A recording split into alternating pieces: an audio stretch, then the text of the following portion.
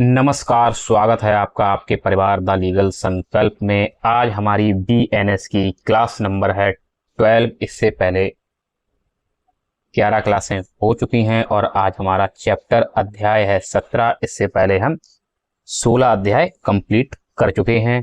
जिसने अभी तक ना देखे हो प्लेलिस्ट में जाकर वीडियो को देख सकता है। बड़ा ही अच्छा चैप्टर है, ज़्यादा एक्सप्लेन करने की ज़रूरत नहीं है क्योंकि बहुत ही सरल सरल चीज़ें हैं जो हमारे आसपास पाई जाती हैं। जो सेक्शन थोड़ा टफ हैं तो उनको मैं एक्सप्लेन कर ही देता हूँ। तो आराम से क्लास में बने रहें, क्लास के लास्ट तक बने रहें, देखते रहें क्लास को। अब हम लोग बीएनएस के बिल्कुल लास्ट छोर पर आ चुके हैं और अगली क्लास जो है कल वाली क्लास, बस उसमें आपका बीएनएस समाप्त हो जाएगा। उसके बाद एक क्लास और आपको देंगे जिसमें कि आपका एक चार्ट बना देंगे जिससे आपको एक बार में पूरा बीएनएस रिवाइज होता रहे। मतलब सारी क्लासें देखो और उस चार्ट को देख लो, फिर उस चार्ट को ही देखते रहो, आपको पूरा बीएनएस रिवाइज होता रहेगा और हर चीज, हर सेक्शन, हर चैप्टर आपको याद आता रहेगा। तो वो वाली वीडियो जो है वो आपके लिए बहुत जरूरी होने वाली है और उस चार्ट को बनाने में समय भी बहुत लगेगा। हो सकता है वो मैं आपको मंडे को या ट्यूसडे को वो चार्ट वाली वीडियो दे दूं। आज शुरुआत करते हैं। हमारा अध्याय जो है चैप्टर है 17 और चैप्टर 17 में हम कहां से कहां तक देखेंगे। सेक्शन 303 से सेक्शन 334, मतलब धारा 303 से धारा 334 तक हम लोग देखने वाले हैं। अब ये भाई देखा जाए चैप्टर किससे संबंधित है तो भाई संपत्ति के विरुद्ध अपराधों के विषय में। जो अपराध संपत्ति के विरुद्ध हुआ करते हैं, चोरी, डकैती, लूट, इनसे संबंधित हमारा ये चैप्टर है। अगर ऐसा कहीं आपको कोई क्वेश्चन दिखाई पड़ता है तो आप सीधा समझ जाएंगे कि हाँ, हमारा चैप्टर नंबर 17 से ये लिया गया है और सेक्शन 303 से 334 के बीच में है। तो ये चीजें जब दिमाग में रहती हैं तो बड़ा बेयर एक्ट में उसमें भी ढूंढने में बहुत आसान रहता है और जब हम खुद भी रीड करते हैं दिमाग में तो हम लोगों को सोचने में और याद करने में बड़ा आराम रहता है कि हाँ, कौन सा सेक्शन कहाँ से। बात करते हैं हमारे सेक्शन की। तो इसमें पहला पार्ट जो है ये चोरी के विषय में है। क्या है? सेक्शन 303, सेक्शन 303 क्या है? चोरी से संबंधित है। तो चोरी आप जानते ही हैं, किसी भी व्यक्ति द्वारा किसी दूसरे व्यक्ति की कोई भी प्रिय चीज, चल संपत्ति जो होती है, जैसे आपकी घड़ी हुई, मोबाइल हुआ, पर्स हुआ, या किसी भी प्रकार की कोई भी प्रिय चीज अगर कोई चुराता है वो चोरी की श्रेणी में आती है। और ऐसा अगर कोई कार्य करता है तो स्पष्ट रूप से दिया गया है 3 वर्ष का कारावास और जुर्माना दोनों से पनिश्ड किया जाता है।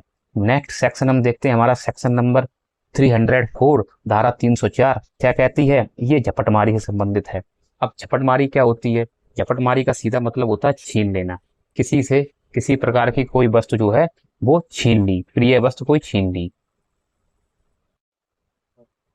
झपटमारी में सीधा सीधा यही आ जाता है, किसी भी व्यक्ति द्वारा उसकी, मतलब कोई दूसरा व्यक्ति उसकी कोई भी प्रिय चीज छीन लेता है तो वो झपटमारी में आ जाता है। जैसे कि आप मोबाइल से बात करते हो जा रहे हैं, बगल से बाइक वाला निकला, मोबाइल छीन ले गया। चेन स्नैचिंग, चेन तोड़ दी, या कोई प्रिय और कोई वस्तु है उसको एकदम चलते या भागते दौड़ते छीन लिया, तो ये सब झपटमारी के अंतर्गत आ जाता है। इसमें क्या है? इसमें भी सीधा सीधा पनिशमेंट का यही दिया गया है कि 3 वर्ष का आपको कारावास और जुर्माना दोनों से पनिश्ड किया जाएगा जो भी इस प्रकार का अपराध करता है झपटमारी से संबंधित। अब हम हमारा नेक्स्ट सेक्शन देखते हैं, सेक्शन 305 धारा 305 क्या कहती है? निवास गृह या यातायात के साधन या पूजा स्थल आदि में चोरी। भाई किसी के घर में घुस जाओ चोरी करने के लिए, या कोई यातायात का साधन, कार, गाड़ी चुरा लेना, बाइक हुई, किसी की स्कूटी हुई, या फिर क्या है, पूजा स्थल आदमी, पूजा स्थल में दान पात्र में से पैसे निकाल लिए, या कोई कीमती चीज रखी है उसको उठा लिया, या कोई मूर्ति है कीमती उसको उठा लिया। अगर इस प्रकार का कोई अपराध करता है, ये सब अपराध की श्रेणी में आता है। और इस प्रकार का अगर कोई अपराध करता है तो सेक्शन 305 के अकॉर्डिंग उसको 7 वर्ष का कारावास और जुर्माना दोनों से पनिश्ड होना पड़ता है। नेक्स्ट सेक्शन की बात करते हैं, सेक्शन 306 धारा 306 क्या कहती है? क्लर्क या नौकर द्वारा मालिक की संपत्ति की चोरी। मतलब सीधी बात समझिए कि कोई मालिक है, उसके यहाँ उसने नौकर लगा रखे हैं, या कोई किसी का बड़ा बिजनेस व्यापार है, उसने क्लर्क वगैरह स्टाफ रहता है। अब उन लोगों के द्वारा अगर अपने मालिक की चोरी की जाती है, सीधी बात है, इसमें ज्यादा एक्सप्लेन करने की जरूरत नहीं है। अगर ऐसा कोई अपराध करता है तो ये अपराध करना माना जाएगा। तो ऐसा अगर कोई अपराध करता है, क्लर्क हो या नौकर हो, कुछ भी हो, जिसको वहाँ की जिम्मेदारी है, देख रेख करता है, लेकिन अब उसने क्या कर लिया, उसकी नीयत बिगड़ गई, उसने कर दिया अपराध चोरी का। तो जब वो ऐसा अपराध करेगा तो भाई उसको क्या है, उसे पनिशमेंट भी मिलेगी। पनिष्ड क्या है, अपराध के लिए सजा भी मिलेगी। तो भाई 7 वर्ष का कारावास और जुर्माना दोनों से पनिष्ड किया जाएगा ऐसे कार्य करने वाले अपराधी। नेक्स्ट सेक्शन हमारा है सेक्शन 307 धारा 307। क्या कहती है, चोरी के इरादे से या चोरी करने के बाद किसी व्यक्ति को मारने, घायल करने, रोकने के लिए तैयारी करना। मतलब चोरी के इरादे से या चोरी करने के बाद, चोरी करने के इरादे से गए, कोई व्यक्ति मिला, उसने विरोध किया, उसको घायल कर दिया, या व्यक्ति को मारने की कोशिश की या रोकने की तैयारी की, उसको मारपीट की।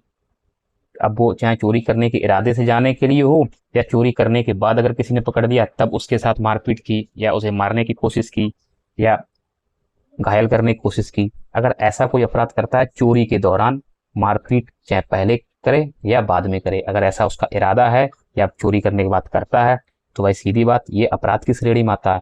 और ऐसा अपराध करना क्या है, ऐसा अपराध करने वाले को सजा। यहाँ इस अपराध के लिए जो है सजा लिखी नहीं है, लेकिन आप लोग लिख लीजिए कि 10 वर्ष का कठोर कारावास।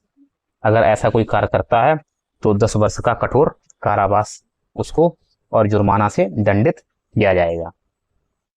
सीधी बात है, सेक्शन 307 धारा 307 के अंतर्गत 10 वर्ष का कठोर कारावास और जुर्माना से दंडित किया जाएगा जो व्यक्ति चोरी करने से पहले अगर मारने, पीटने या घायल करने का इरादा रखता है या चोरी करने के बाद अगर ऐसा काम करता है तो इसमें सजा का प्रावधान यही है। तो इसको आप लोग ध्यान रखें। नेक्स्ट जो हमारा सेक्शन जो है उसको देख लेते हैं। नेक्स्ट सेक्शन क्या कहता है, सेक्शन 308 धारा 308 क्या कहती है, जबरन वसूली, नुकसान या डर दिखाकर मूल्यवान वस्तु हासिल करना। तो सीधी बात इसमें यह है कि किसी भी व्यक्ति को जबरदस्ती उसे डरा कर, धमका कर, उसके साथ कोई अप्रिय घटना का नाम लेकर और जबरन वसूली कर रहे हैं, उससे धन की प्राप्ति कर रहे हैं या कोई संपत्ति की प्राप्ति कर रहे हैं, डरा धमका कर, या कोई मूल्यवान वस्तु हासिल कर रहे हैं, तो भैया ऐसा करना भी क्या है, अपराध की श्रेणी में आता है। और ऐसा अगर कोई अपराध करता है तो सजा का भी प्रावधान है। यहाँ पर 7 साल से लेके और 10 वर्ष तक, जिस प्रकार अपराध की स्थिति होती है, जिस प्रकार गंभीरता होती है, उस हिसाब से 7 साल से लेके 10 वर्ष तक का कारावास और जुर्माना दोनों का प्रावधान है। ये यहाँ पर आप लोग लिखना चाहें लिख लें। और दोनों ही सेक्शन में जैसे कि जो अपराध जब होता है तो उसमें क्या स्थिति हुई, क्या स्थिति नहीं हुई, तो उस हिसाब से अलग अलग सजा का प्रावधान है। इसके लिए आप लोग एक बार वेयर एक्ट को उठाकर जरूर देखें, क्योंकि सारी बातें हम ही बता देंगे, फिर आप लोग वेयर एक्ट नहीं उठाएंगे, और जब वेयर एक्ट नहीं उठाएंगे तो आप लोग अपने वेयर एक्ट से परिचित नहीं हो पाएंगे कि सर वेयर एक्ट तो उठाया नहीं कभी और लेके साथ में एग्जाम हॉल में गए हैं, अब अगर कहीं फंस रहे हैं तो वेयर एक्ट में ढूंढे कैसे, क्योंकि कभी देखा ही नहीं है। अब ऐसे क्या, इससे आपको पता हुआ कि हमारा सेक्शन कहाँ पर कौन सा सेक्शन दिया गया है। तो इन सेक्शन 307 और सेक्शन 308 दोनों को ही सजा का जो प्रावधान है उनको आप वेयर एक्ट में एक बार क्लियर करें, जरूर देखें उसको, ठीक है। और जो मैंने बताया अगर लिखना चाहें लिख लें, अलग अलग कंडीशनें हैं तो उस हिसाब से सजा का प्रावधान भी है। सारी चीजें डिटेल में यहाँ बताएंगे तो वो AIVE एग्जाम के लिए ज्यादा सही नहीं रहेगा, क्योंकि इसके लिए हमें सिर्फ ऊपर ऊपर पढ़ने की जरूरत है और सिलेक्टेड पढ़ने की जरूरत है। सजा का प्रावधान किसमें क्या रहता है वो मैं बता देता हूँ, लेकिन इतना डीप में भी नहीं जाते हैं, क्योंकि पूरा सेक्शन किससे रिलेटेड है उसको एक्सप्लेन भी कर दिया, सजा के बारे में भी बता दिया, फिर अब रही क्या गया। फिर आप चाहे इस सेक्शन को AIVE जैसे एग्जाम में यूज करें, चाहे आप UP APU जैसे एग्जाम में, चाहे जुडिशरी एग्जाम में, सब में रहने तो वही वाला है। ऐसा तो है नहीं कि जुडिशरी एग्जाम में अगर सेक्शन 308 के बारे में पूछ दिया गया तो वहां कुछ और हो जाएगा, जबरन वसूली नहीं होगा, वहां भी जबरन वसूली ही होगा, ठीक है। और किसी भी एग्जाम में पूछ दिया जाए कि BNS का जो सेक्शन 308 क्या कहता है, तो भैया जबरन वसूली, नुकसान या डर दिखाकर मूल्यवान वस्तु को हासिल करना, यही कहेगा सब जगह, ठीक है। और इसको एक्सप्लेन भी कर दिया, एक्सप्लेनेशन भी वही रहने वाला है। सजा का प्रावधान है, वेयर एक्ट उठाते रहिए, देखते रहिए, इससे आप जुड़े रहेंगे, कनेक्ट रहेंगे, ठीक है। अब हम आगे बढ़ते हैं, हमारा नेक्स्ट पार्ट क्या कह रहा है। नेक्स्ट पार्ट जो हमारा है वो कह रहा है कि लूट और डकैती के विषय में। मतलब नेक्स्ट पार्ट हमारा जो है वो लूट और डकैती के विषय में है। क्या कहता है? सेक्शन 309 धारा 309 लूट। लूट को आप अच्छी तरह समझते हैं, हमने शुरुआत में पढ़ाया था आपको। सारी जब परिभाषाएं सबकी लूट की डकैती की सारी परिभाषाएं पढ़ाई थी, उनको भी एक बार आप रिवाइज करें। तो लूट का सीधा मतलब क्या है? दो या दो से अधिक व्यक्ति डर दिखाकर आपसे कोई आपकी प्रिय चीज ले लेते हैं, तो ये मतलब लूट हो गई। अगर ऐसा कोई कार्य करता है तो ये अपराध की श्रेणी में आता है, और ऐसा अपराध करने वाले को 7 से 14 वर्ष तक के कारावास और जुर्माना से पनिश्ड किया जाता है। नेक्स्ट सेक्शन हमारा है सेक्शन 310 धारा 310। ये किससे संबंधित है? डकैती से। अब डकैती क्या है भैया? डकैती जो है जब 5 या अधिक व्यक्ति मिलकर लूट करते हैं। 2 या 2 से अधिक हैं, 4 तक तो लूट है, और जब वो 4 से ऊपर 5 या 5 से अधिक हो गए तो वो डकैती के अंतर्गत आ जाता है। अब ऐसा अगर कोई करता है तो ये भी भैया क्या है?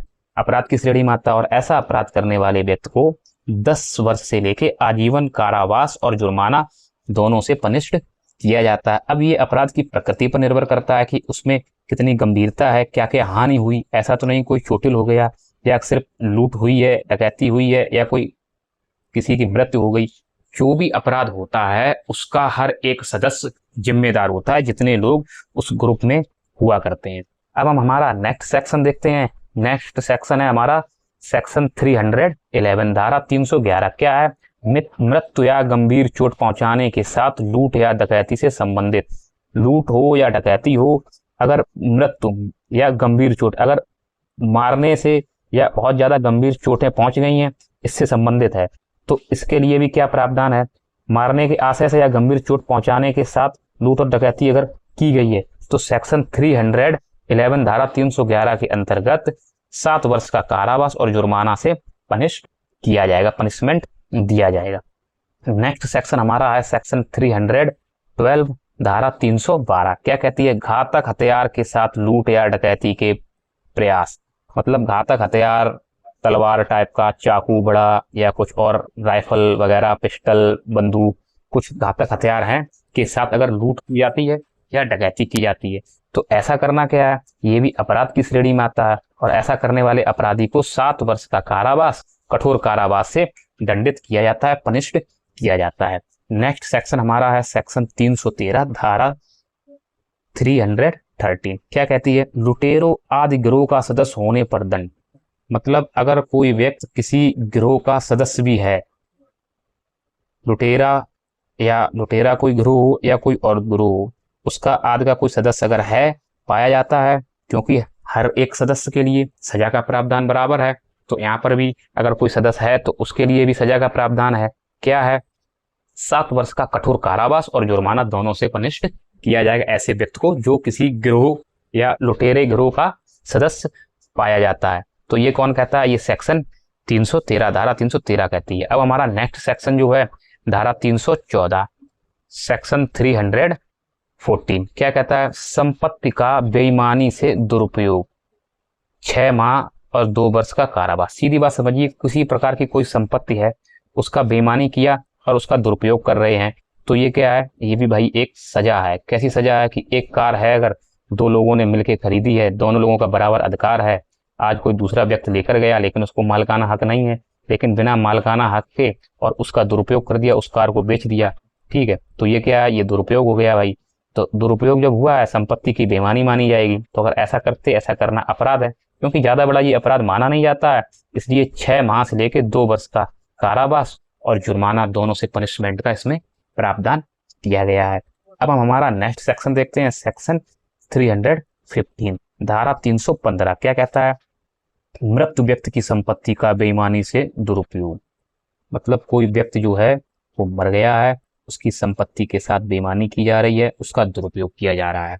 कोई मृत व्यक्ति है, उसकी संपत्ति पड़ी हुई है, उसके जो मतलब जो उसके घर वाले हैं, या जो रिटर्न में या जो जायज उसके लेनदार हैं, उनको ना मिलकर कोई तीसरा आदमी उनसे पहले ही हाथ आजमा ले रहा है, क्या कर रहा है?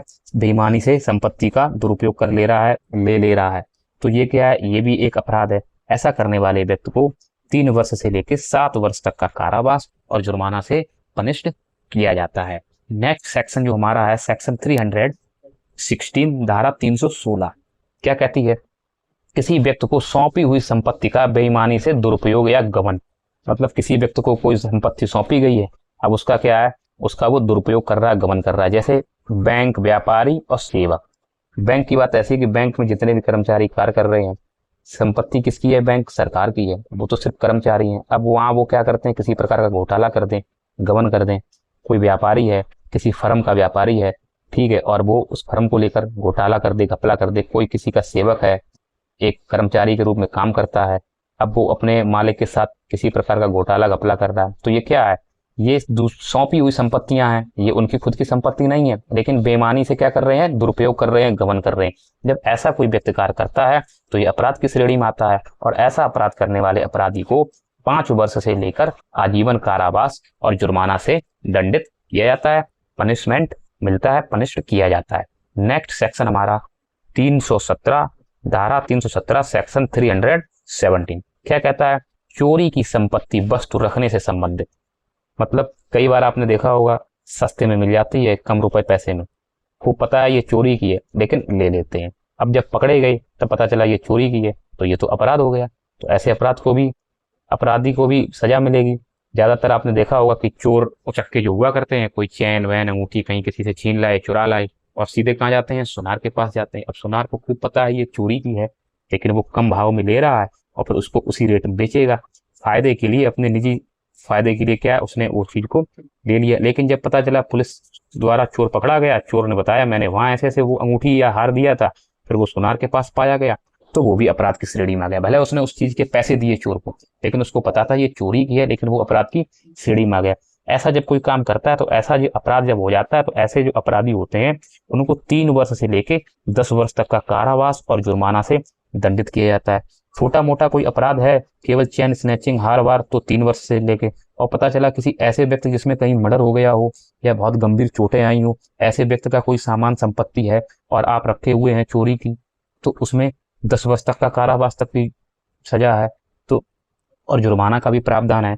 तो ये सब क्या है, ये सजा के प्रावधान है, पनिशमेंट है। ये किसके अंतर्गत है, धारा जो 317 के अंतर्गत। अब हम हमारा नेक्स्ट धारा, नेक्स्ट सेक्शन देखते हैं, क्या है, 318 सेक्शन 318 क्या कहती है, छल।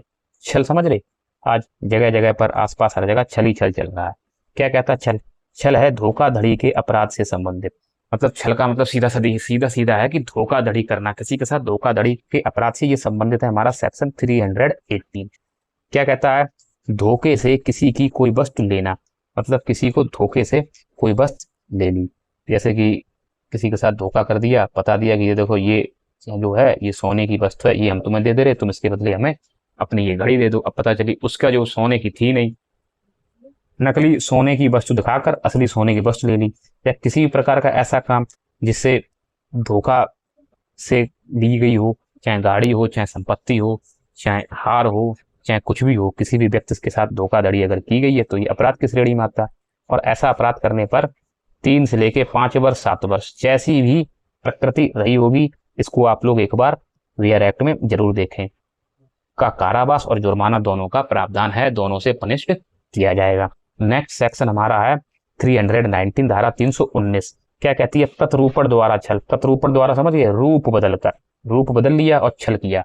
मतलब पता कर लिया कि हाँ किसी का बैंक से लोन चल रहा है और उसके यहाँ पहुंच गए, कोई मतलब नहीं ना बैंक से, ना एजेंट हो, ना कुछ, चले गए कि ऐसे ऐसे आपका बैंक लोन चल रहा है और वो किस्त जमा होनी है, बैंक ने भेजा है, या कि जिस कंपनी से ले रखा वहाँ कंपनी से हम आए हैं, किस्त दे दो। अब रूप बदल कर वहाँ दिखाया और वहाँ पैसे का गबन कर दिया, क्या कर दिया, धोखा कर दिया, रूप बदल कर धोखा करना। अगर ऐसा कोई करता पाया जाता है, अपराध की श्रेणी में आता है, और ऐसा अपराध करने वाले व्यक्ति को 5 वर्ष का कारावास और जुर्माना से दंडित होना पड़ता है, पनिश्ड किया जाता है।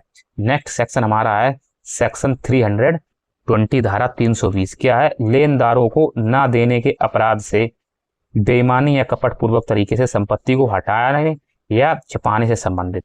मतलब लेनदार, मतलब किसी से रुपए पैसे वस्तु संपत्ति ले रखी है, अब देना नहीं चाह रहे हैं, बेईमानी और कपट जैसा भाव आ गया है, तो अब क्या कर रहे हैं कि कहीं वो संपत्ति ले ना ले हमारी, या उसको पता है मेरी उसकी नज़र में संपत्ति, तो उसको छुपा रहे हैं, बता ही नहीं रहे मेरे पास संपत्ति है, हमारे पास कुछ है ही नहीं, अभी हम दे नहीं पाएंगे, टहला रहे। ये तो आजकल घर घर में हर जगह चल रहा है, रुपए पैसे ले लिए फिर उसके बाद दे नहीं रहे हैं। क्या कर रहे हैं कि साहब संपत्ति को छुपा रहे हैं या हटा रहे हैं या किसी और के नाम कर दे रहे हैं कि हमारे पास तो कुछ है ही नहीं।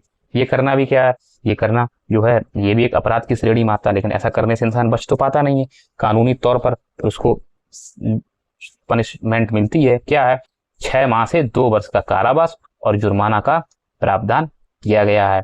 नेक्स्ट सेक्शन हम देखते हैं, सेक्शन 321 धारा 321 क्या कहती है, ऋण को लेनदारों को बेईमानी या कपटपूर्वक तरीके से उपलब्ध होने से रोकना।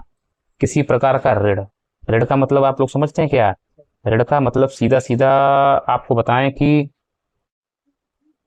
ऋण का मतलब उधारी से है, मतलब उधारी हो रखी है दुनिया की, देना है, लेकिन क्या कर रहे हैं, बेईमानी और कपटपूर्वक तरीके से उसको मतलब देने नहीं दे रहे हैं, उपलब्ध नहीं होने दे रहे हैं, रोक रहे हैं कि है नहीं या कुछ भी बहाना बना रहे हैं इस प्रकार का।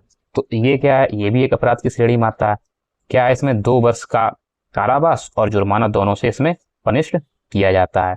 अब हम हमारा नेक्स्ट सेक्शन देखते हैं, सेक्शन 322 धारा 322 क्या कहती है, संपत्ति के धोखाधड़ी भरे हस्तांतरण से है, जिसमें प्रतिफल के बारे में गलत जानकारी दी, मतलब संपत्ति से लेकर धोखे से संबंधित है, संपत्ति को लेकर धोखा किया जाता है उससे संबंधित है, और गलत जानकारी देकर धोखा करना से संबंधित है। क्या है, एक आंसर देख लें, प्रॉपर्टी डीलर, कोई प्रॉपर्टी डीलर है, आप उससे कोई प्रॉपर्टी ले रहे हैं, अब आपको वो कीमत बता रहा है 20 लाख की और बता 50 लाख रहा है, और प्लस रिटर्न में आपको दे और रहा अपने हस्ताक्षर करके कि ये 50 लाख की, बाद में पता चलता है कि ये तो 20 लाख की संपत्ति है, तो ऐसे में उसको वो अपराधी की श्रेणी में आ गया, तो आप उसके ऊपर केस कर सकते हैं। तो केस जब करेंगे तो सेक्शन 322 के अकॉर्डिंग 3 वर्ष का कारावास और जुर्माना से पनिष्ड उसको दंडित किया जाएगा। अब आ जाते हैं हम नेक्स्ट सेक्शन हमारा 323 धारा 323 क्या कहती है, बेईमानी या कपट पूर्वक संपत्ति को हटाने या छिपाने से संबंधित। सीधी बात समझिए कि भाव बेईमानी का है या कपट पूर्वक है, अब कोई संपत्ति है उसको हटा रहे हैं या छिपा रहे हैं, तो ये क्या है, ये करना गलत है।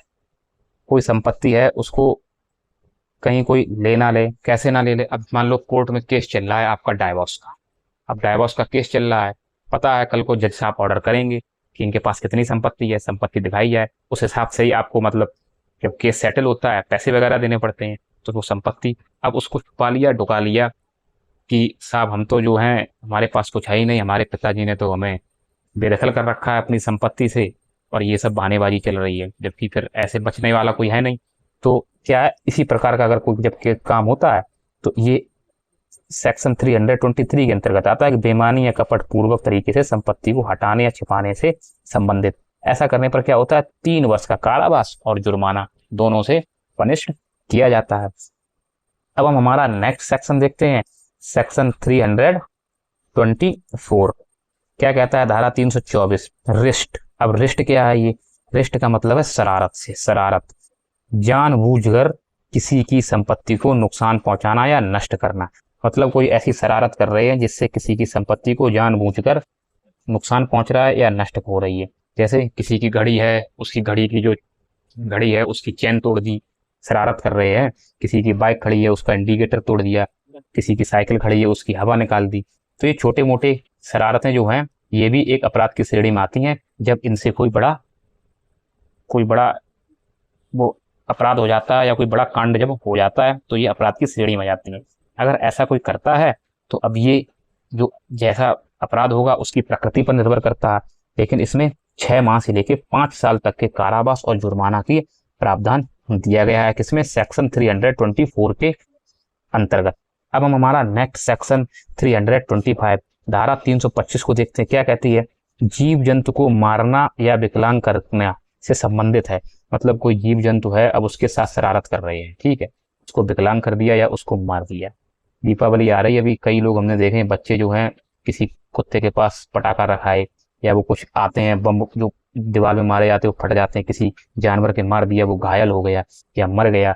अब मान लो अगर वो आवारा है या उसका कोई मालिक नहीं है तो बेचारा तड़पता रहता है, घायल घूमता रहता है, फिर तो उसका हिसाब ऊपर वाला करता ही करता है जिसने ऐसा काम किया होता है। लेकिन अगर वो पालतू है उसका मालिक आपके खिलाफ थाने में जाके तुरंत शिकायत करेगा, और फिर जिसने भी ऐसा काम किया होगा भाई उसके ऊपर सेक्शन 325 के अंतर्गत जीव जंतु को मारना या विकलांग करने से संबंधित धारा के अकॉर्डिंग उसके ऊपर मुकदमा चलेगा, जिसमें कि 5 वर्ष का कारावास और जुर्माना दोनों का प्रावधान किया गया है। नेक्स्ट सेक्शन हमारा सेक्शन है 326, धारा 326 क्या है, गंभीर शरारत। अभी तक मान लो छोटी सी शरारत थी जो हम लोगों ने सेक्शन 324 में पढ़ी, फिर उससे बड़ी शरारत 325 किसी जीव जंतु के साथ। अब ये गंभीर शरारत, जैसे जल, अग्नि, विस्फोटक पदार्थ, किसी को लेकर संपत्ति पर खतरा जिससे आ जाए, मतलब ऐसा कोई भी काम जानबूझकर कर रहे हैं, जल से, विस्फोटक से या कोई अग्नि से संबंधित, जिससे कि अगर हो सकता है बहुत बड़ा नुकसान हो जाए, मानव जीवन खतरे में आ जाए, जानबूझकर कर रहे हैं। अब इसमें क्या है, इसमें कई अलग अलग प्रावधान होते हैं कि किस प्रकार की शरारत है और उससे कितना बड़ा नुकसान हुआ। तो इसमें 1 वर्ष से लेके 5 वर्ष, 7 वर्ष, 10 वर्ष से लेके अगर कोई किसी मानव जीवन खतरे से लेकर अगर कोई बहुत ज्यादा घायल हो गया, किसी की मृत्यु हो गई, तो आजीवन कारावास तक का प्रावधान और जुर्माना का प्रावधान इसमें दिया गया है। अब इसके लिए भी आप ये लोग एक बार वेयर एक्ट जरूर देखें। अपराध की जैसी प्रकृति होगी, सजा का प्रावधान वैसा ही उस पर दिया जाएगा। अपराध की प्रकृति के ऊपर डिपेंड करता है सजा का प्रावधान। तो इसके लिए कई सारे इसमें सजा और सजा का प्रावधान है। इन सबको एक बार जरूर आप वेयर एक्ट देखें कि 1 वर्ष का किस पे है, 5 वर्ष का किस में है, 7 का किस में है, 10 का किस में है। ये चीजें आप लोग वेयर एक्ट उठाकर जरूर देखें। नेक्स्ट सेक्शन हमारा है 327। इसमें साफ साफ लिखा है रेल, विमान या क्या है 20 टन या उससे अधिक जलयान के साथ नुकसान पहुंचाने के अपराध से शरारत। कोई ऐसी शरारत कर रहे हैं जिससे रेल हुई, आपका विमान हुआ, जलयान हुआ, वो क्या है खतरा हो जाए, उसके नुकसान पहुंच जाए। कई लोग करते हैं, रेल में बैठे हुए हैं और उसकी कहीं वो क्या बोलते हैं सीट फाड़ दी, कहीं कुछ हैंडल लगा हुआ उसमें ताकत लगा रहे हैं, उखाड़े ले रहे हैं, समझ रहे, कहीं ना कुछ नुकसान कर रहे हैं। प्लेन में बैठे हैं, उसकी सीट को आगे पीछे ऐसे कर रहे हैं कि मतलब जब तक वो बिल्कुल पूरी तरीके से खराब ना हो जाए, कुछ ना कुछ नुकसान कर ही रहे। तो ऐसा अगर कोई करता है तो भैया जिस हिसाब से नुकसान होगा और उसमें क्या प्रावधान रहने वाला, कितना नुकसान होता है, तो इसमें जो है अपराध जो ऐसा करता है तो उस अपराधी के लिए 10 वर्ष से लेकर आजीवन कारावास और जुर्माना तक का प्रावधान है। वेयर एक्ट जब आप उठाएंगे ही तो सेक्शन 325 के साथ साथ 326 के साथ साथ 327 को भी जरूर देखें। ये कुछ सेक्शन है जिसमें कई सारे सजा के प्रावधान हैं, तो इनको आप लोग एक बार नजर जरूर डाल लें, नहीं तो इतने से ही आपका AIVES एग्जाम में काम चल जाने वाला है। ठीक है, अब हम हमारा नेक्स्ट सेक्शन देखते हैं। सेक्शन हमारा है 328, धारा 328 क्या कहती है, चोरी के आशय से किसी भी जलयान को जानबूझकर जमीन या किनारे पर लाने का अपराध। ये हमारा चोरी के आशय से किसी जलयान, नाव को जानबूझकर जमीन के किनारे पर लाने का अपराध किया जा रहा है, जिससे उस पर जो सामान लदा हुआ है उसकी चोरी की जा सके, जलयान की चोरी की जा सके। तो ऐसा करना अपराध की श्रेणी में आता है। तो ऐसा अगर कोई अपराध करता है तो भैया 10 वर्ष तक का कारावास और जुर्माना दोनों से दंडित किया जाता है। पनिशमेंट उसको 10 वर्ष की मिलती है और जुर्माना भी लगाया जाता है। अब हम हमारा नेक्स्ट सेक्शन देखते हैं। नेक्स्ट सेक्शन क्या कहता है, नेक्स्ट सेक्शन जो है हमारा 329 क्या है, ये आपराधिक अत्याचार और गृह अत्याचार, ये इन दोनों से संबंधित है। धारा 329 जो है आपराधिक अत्याचार और गृह अत्याचार से संबंधित है। अब अभी यहाँ पर समझ लो आपराधिक अत्याचार क्या होता है, दूसरे की संपत्ति में अपराध के लिए प्रवेश, मतलब किसी दूसरे की संपत्ति है, घर है, मकान है, प्रॉपर्टी है, उसमें क्या है अपराध के आशय से प्रवेश कर रहे हैं, तो ये हो गया आपराधिक अत्याचार। और गृह अत्याचार क्या है, मानव निवास, पूजा स्थल आदि में गैर कानूनी प्रवेश, मतलब वहां जाना वर्जित नहीं है लेकिन जबरदस्ती उसमें प्रवेश कर रहे, गैर कानूनी प्रवेश। तो आपराधिक अत्याचार समझिए गए दूसरे की संपत्ति में अपराध के लिए प्रवेश, और गृह अत्याचार का मतलब ये है कि मानव निवास हो, पूजा स्थल आदि में गैर कानूनी प्रवेश, भले अपराध नहीं लेकिन गैर कानूनी तरीके से प्रवेश कर रहे हैं। आपने देखा वो कई जगह मंदिरों में मना होता है कि यहाँ ना जाइए, वहां ना जाइए, लेकिन कुछ लड़के हुआ करते हैं जबरदस्ती उसमें गार्ड मना कर रहा है वहां घुसेंगे, जिस गेट से जाने के लिए मना होगा उसी में घुसेंगे, ये ऐसे काम करते हैं ना। तो क्या है ऐसा करना, क्या है भैया ऐसा करना अपराध की श्रेणी में आता है। तो सेक्शन 329 के अकॉर्डिंग अगर आपराधिक अत्याचार किसी ने किया है तो 3 माह का कारावास, 3 माह की कैद और 5,000 रुपए तक के जुर्माना का प्रावधान है। और किसी ने गृह अत्याचार किया है तो 1 वर्ष का कारावास और 5,000 रुपए तक के जुर्माना का प्रावधान किया गया है। अब इन्हीं से रिलेटेड आपको नीचे सारे सेक्शन मिलेंगे। याद रखना आपराधिक अत्याचार क्या है आप और गृह अत्याचार क्या है। गृह अत्याचार का मतलब सिर्फ प्रवेश करने से है, कि गैर कानूनी तरीके से आप कहीं प्रवेश कर गए, चाहे वो किसी व्यक्ति का निवास घर हो या पूजा स्थल हो या कोई प्रॉपर्टी हो। और आपराधिक अत्याचार अपराध से ही संबंधित हो तो भाई दूसरे की किसी भी संपत्ति में अपराध के लिए प्रवेश करना। अब हम हमारा नेक्स्ट सेक्शन देखते हैं, सेक्शन 330 धारा 330 क्या है? गृह अत्याचार और गृह वेदन से रिलेटेड है, संबंधित है। गृह अत्याचार और गृह वेदन से संबंधित। अब गृह अत्याचार आप लोग पढ़ ही चुके, क्या है कि किसी के यहाँ गैर कानूनी प्रवेश, तो वही है कि गुप्त तरीके से रहना, किसी के यहाँ गुप्त तरीके से घुस गए, उसको जानकारी नहीं है, अब बैठे हुए हैं, अब वो जान ना ले इसलिए चुपचाप से निकल भी गई, ठीक है, उसकी किसी चीज का प्रयोग किया, तो ये क्या है? ये गृह अत्याचार के अंतर्गत आ जाता है। और गृह वेदन क्या है? गंभीर रूप, चुपचाप आना जाना, मतलब किसी की छत पर कोई रूम बना हुआ है जिसमें कोई नहीं आता जाता है, किसी व्यक्ति को जानकारी हो गई, दीवार फलांग ली, या पीछे जीने से चढ़ गया, या दीवार के ऊपर से चढ़ गया, उसमें गया, शाम होते ही उसमें रहा रात भर, सुबह उजाला होने से पहले निकल आया, फिर या दिन में फिर घुस गया, पूरा दोपहर भर रहा, मतलब गलत तरीके से प्रयोग किया जा रहा है, चुपचाप आना जाना किया जा रहा है। तो ऐसा कार्य करना भी क्या है? ये ऐसा कार्य करना जो है अपराध की श्रेणी में आता है। अब इनके पीछे कुछ वजह भी हो सकती हैं, वजह चोरी करने की वजह है या किसी को हानि पहुंचाने की वजह है, तो जिस प्रकार की जो वजह होती है उस हिसाब से इसमें सजा का प्रावधान है। बेयर एक्ट आपने उठाया है तो उसमें इनकी सजा का प्रावधान जरूर देख लें एक बार। क्या है? 2 वर्ष से लेकर 3 वर्ष और 10 वर्ष का कारावास तक का और जुर्माना तक का सजा का इसमें प्रावधान दिया गया है, जिस प्रकार का व्यक्ति कार्य कर रहा हो और जिस प्रकार से अपराध कर रहा होगा। अब हम हमारा नेक्स्ट सेक्शन देखते हैं, सेक्शन 331 धारा 331 क्या है? गृह अत्याचार या गृह वेदन के लिए दंड। अभी उससे पहले हमने बता ही दिया कि आपको बेयर एक्ट उठाकर देखना है, ये धारा सीधी सीधी उसी से संबंधित है कि अपराध जो है जिस प्रकार की गंभीरता का अपराध होगा उसी प्रकार से दंड का प्रावधान है, उसी प्रकार से सजा मिलेगी। क्या है? अपराध की गंभीरता के आधार पर दंड। कोई गृह अत्याचार कर रहा है या गृह वेदन कर रहा है, किस उद्देश्य से कर रहा है, क्या उसका आशय है, उसमें आपको सब कुछ देखने के लिए मिल जाएगा। तो इसके लिए जो दंड का प्रावधान है वो आपका सेक्शन 331 में दिया गया है, तो इसको आप जरूर देख लें। नेक्स्ट सेक्शन हमारा 332 धारा 332 क्या कहती है? अपराध को करने के लिए गृह अत्याचार प्रवेश, मतलब स्पेशली अपराध करने के लिए किसी के घर में घुसा जा रहा है, जो अपराधी अपराध करेगा उस हिसाब से सजा मिलेगी। मतलब स्पेशली किसी के घर में अपराध करने के लिए ही घुसा जा रहा है। अब वो अपराध चाहे चोरी से संबंधित हो, चाहे किसी को मारने से संबंधित हो, चाहे किसी को जान से मारने से संबंधित हो, किसी भी प्रकार का कोई भी अपराध होगा, जो व्यक्ति करेगा उस हिसाब से उसको सजा मिलेगी, उस हिसाब से सजा का प्रावधान है। बेयर एक्ट आपने उठाया ही है तो इसमें भी सजा का प्रावधान जरूर देख लें। अब हम हमारा नेक्स्ट सेक्शन देखते हैं। नेक्स्ट सेक्शन हमारा है 333 क्या है? धारा 333 क्या कहती है? चोट पहुंचाना, हमला करने के आशय से गृह अत्याचार, मतलब चोट पहुंचाने या हमला करने के आशय से गृह अत्याचार, मतलब किसी के घर में प्रवेश कर रहे हैं किस लिए, उसको चोट पहुंचाएंगे या हमला करेंगे। किसी से कोई बात हो गई, लड़ाई हो गई, या तुम्हें घर में घुस के मारेंगे, लोग धमकी देते हैं ना, घर में घुस के मारेंगे, तो वो घर में घुस के जब मारेंगे ना तो उनके ऊपर सेक्शन 333 के अकॉर्डिंग कार्रवाई होगी, समझ रहे हैं ना। और इसमें पता क्या है? 7 वर्ष का कारावास है और जुर्माना, दोनों का प्रावधान है। तो ये घर में घुस के मारने वाली धमकियां बंद कर दो। अगर कोई किसी भी व्यक्ति के घर में घुस के कोई अपराध करता है, चोट पहुंचाता है या हमला करने के आशय से घुसता है, तो भैया 7 वर्ष का कारावास और जुर्माना दोनों का प्रावधान है। चोट पहुंचाने के आशय से किसी के घर में घुस जाना, सीधी बात समझिए, चोट पहुंचाने के आशय से किसी के घर में घुस जाना, ये किससे रिलेटेड है? सेक्शन 333 धारा 333। सारे एक्सप्लेनेशन अच्छे से समझ में आ रहे होंगे।